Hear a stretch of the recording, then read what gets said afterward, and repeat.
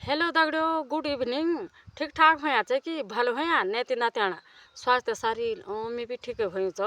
तो दगड़ियों घास आयो म्यू तो मैं आप लोगों दिजुमान की सुनूला और घास आयो ना, घास काटना साथ साथ सन 87-88 गदर भाया, तमिला सिंगलियों का बीच झगड़ा फैल गया। तमिला सिंगलियों का बीच झगड़ा फैल गया। भारत की शांति सेना पूछेगी ना लंका, लंका में बजाई तनोले भारत को डंका।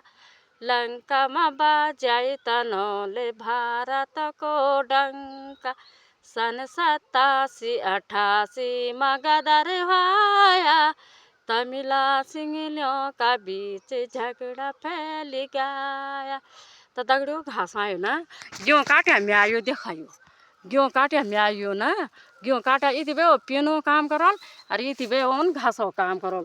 तो दगड़ियों छोचाओ गेहूँ यानी के कैट देन ना मी, छोचाओ गेहूँ यानी के कैट देन कुकोण है दिन में लपोड़ या कुल आदमी कति देवे कोन मी चार कतार बिचा धन ना गेहूँ लोण अबे छोचाओ सब यानी के ली जोन घासो आफे पचकोन भैंस यानी के ली जोन घासो। त दगड़ियों ना ठीक ठाक से लाइक कमेंट करया और ठीक ठाक तो व्याकुल भेगी जेल हुंदिया हो रात पान बैठी आज गोड़ तो जानो कति काम छ।